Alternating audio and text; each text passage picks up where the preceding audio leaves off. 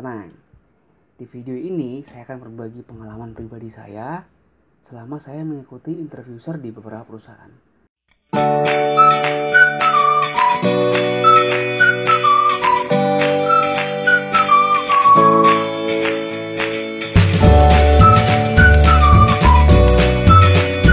Kerja di suatu perusahaan.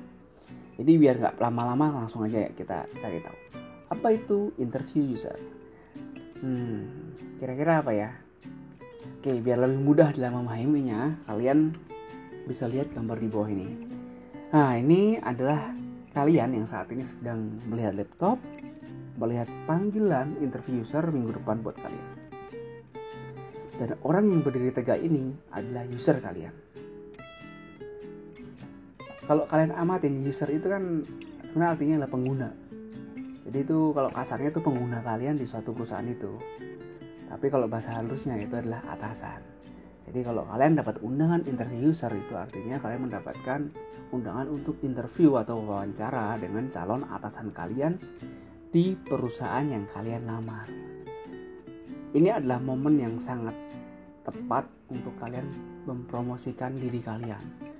Kalian menunjukkan kelebihan kalian menunjukkan tekad kalian, semangat kalian, atau mungkin niat kalian benar-benar pengen bergabung dengan perusahaan itu. Ya inilah saatnya untuk kalian show up. Oke? Nah untuk user sendiri atau atasan sendiri yang akan menginterview kalian atau mewawancara kalian, itu bisa jadi senior officer di perusahaan itu, bisa jadi senior engineer, atau assistant manager, atau manager, bahkan general manager. Ini tergantung kebijakan setiap perusahaan. Oke, kita lanjut ya. Ini mungkin pertanyaan yang sering kali muncul di benak para fresh graduate kalau mendapatkan undangan user. Apalagi ini adalah pengalaman pertama buat kalian. Jadi kayak, wah ini apa ya nanti ya? Tanyain apa ya? Gitu. Pasti kalian bakal bertanya-tanya hal itu. Karena dulu mungkin sekitar 4 tahun 5 tahun yang lalu saya juga berpikir hal yang sama.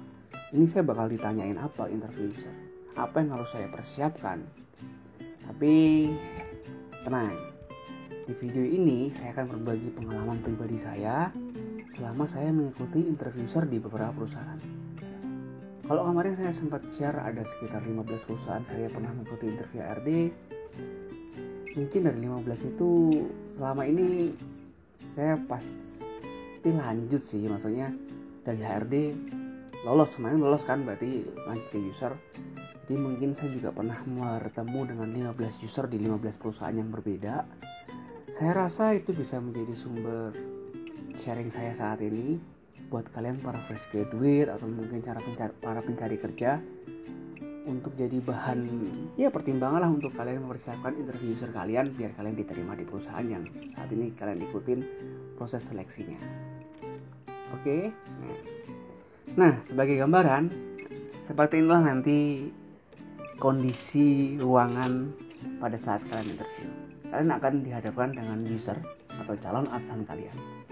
Di beberapa perusahaan mungkin usernya cukup 1, ada juga yang 2, ada juga yang 3, ada juga yang 4, dan bahkan ada juga yang 5. Mungkin ada yang nanya sih, Bang, dulu abang pernah interview usernya berapa rata-rata? Rata-rata tuh minimal 2. Hampir gak pernah kayak saya interview user dengan 1 user doang. Rata-rata minimal 2, dan bahkan paling banyak itu sampai 6 user. Banyak kan?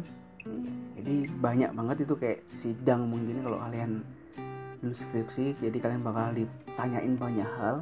Tapi jangan khawatir, selama kalian siap, berapapun jumlah usernya itu jadi bukan sebuah masalah buat kalian. Intinya persiapkan sebaik mungkin sebelum kalian melakukan interview user. Nah, untuk hal apa aja yang perlu disiapkan, atau ibaratnya senjata apa nih yang harus saya bawa ketika saya mau melakukan interview user, saya akan coba berbagi buat kalian. Ada 3 hal yang saya rangkum ini secara general ya, maksudnya kalian bisa kembangkan sendiri ya dari 3 hal item ini. Tapi core-nya tuh menurut saya 3 item ini. Jadi yang pertama tuh karakter. Bang, kok interviewer ngeliat karakter sih? Untuk penilaian karakter pada umumnya sebagian sudah diambil alih oleh HRD pada saat interview HRD. Jadi pas interview HRD kan mostly HRD itu orang-orang psikologi ya. Jadi dia kayak dia menilai lah karakter kalian tuh seperti apa. Kalau kalian sudah bisa lanjut sampai tahap interviewer, dalam tanda kutip karakter kalian tuh udah masuk lah di ambang minimal karyawan di perusahaan itu. Nah, selebihnya user. Nah, user ini juga akan menilai karakter kalian pada saat melakukan interview. Nah, ini banyak hal yang dinilai dari user. Jadi biar lebih gampang ceritanya, langsung saja kita coba bayangkan nih, kalau pas interview user kan kalian bakal masuk suatu ruangan dan di situ ada perwakilan dari perusahaan yang kita sebut sebagai user, dan ada juga kalian yang datang sebagai job seeker atau mencari kerja yang mau melakukan interview. Pertama kali kalian masuk ruangan kan dipanggil dulu nih biasanya. Dipanggil dulu, anggap aja nama kalian Tono ya. Tono masuknya.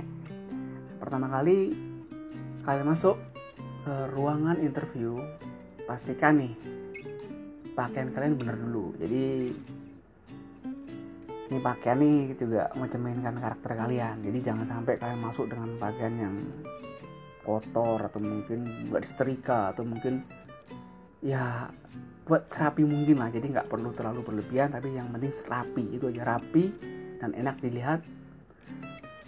Itu yang pertama. Nah, yang kedua, di karakter ini nanti kan kalian akan berhadapan nih dengan orang-orang di perusahaan itu.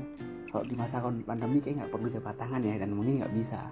Dan di beberapa kondisi atau case saya melakukan jabat tangan. Di case-case tentu saya juga nggak melakukan jabat tangan. Itu situasional, jadi kadang meja itu kan gede banget dan untuk jabat tangan susah banget, dan nggak mungkin saya keliling keluar menemui user satu persatu untuk jabat tangan, enggak. Yang pasti ucapan salam, udah itu doang. Nah, berikutnya, bagaimana user menilai karakter kalian itu kelihatan dari cara bicara kalian. Jadi jangan sampai pada saat interview kalian tuh bicaranya kayak usahakan sebisa mungkin kalian bicara dengan lancar. Jangan terlalu cepat, jangan terlalu keras, dan jangan terlalu pelan. Semua ini bisa dilatih sebelum kalian melakukan interview. Kalian harus tampil percaya diri lah. Jadi benar-benar percaya diri, karena ini ajang atau momen dimana kalian menunjukkan bahwa kalian itu layak. Itu penting. Pelatih. Itu yang penting, pelatih gimana kalian berjalan, jangan terlalu cepat. Berlatih gimana kalian ngomong, jangan terlalu lama, jangan terlalu cepat juga, dan konsisten, jangan sampai berbohong. Jadi kadang user tuh bakal menanyakan pertanyaan berulang, mungkin antara disengaja dan nggak disengaja. Jadi kadang ada juga job seeker yang memberikan jawaban yang berbeda pada pertanyaan yang sama. Hati-hati. Itu note di karakter. Jadi karakter menurut saya poinnya persentasenya nggak begitu besar di interview user ini, karena seperti yang sudah saya sampaikan, sebagian udah diambil alih oleh HR. Nah, berikutnya technical. Jadi pengalaman saya ketika kalian interview user, ada dua jenis user. Yang pertama user yang concern terhadap technical. Ada juga user yang nggak begitu concern terhadap technical. Artinya apa nih bang, technical dan non technical? Saya jadi bingung nih.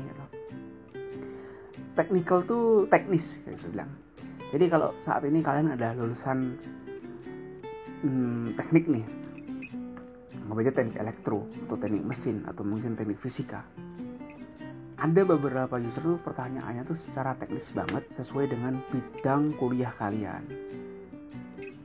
Nah, ini perlu kalian persiapkan baik-baik, karena kalau sampai kalian nggak persiapkan baik-baik, nanti kalian nggak bisa ngomong apapun karena pertanyaannya nggak bisa kalian jawab.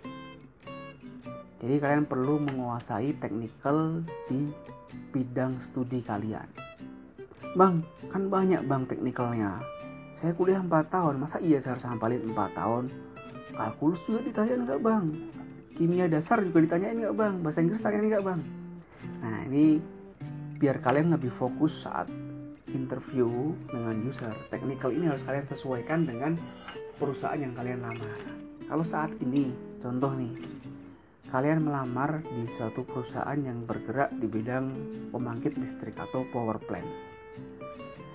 Nah, teknikalnya kalian cari semua bidang studi kalian yang berhubungan dengan power plan. Contoh, kalian adalah lulusan teknik mesin. Mungkin kalian bisa belajar nih, sebelum interview kalian pelajari nih prinsip-prinsip power plan itu gimana sih, pemakai listrik, equipmentnya ada apa aja sih, seperti itu. Jadi ya teknis lah. Cari tahu core industri perusahaan yang kalian lamar dan cari ilmu-ilmu di bidang kalian yang kemungkinan bakal dipakai di perusahaan itu. Itu yang teknikal.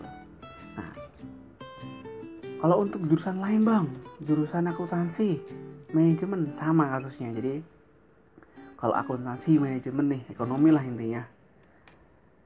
Kalau kalian interview di sini, kalian pahami secara detail di jurusan kalian ilmu-ilmu apa aja nih yang sekiranya bakal diterapkan di posisi yang kalian lamar sekarang.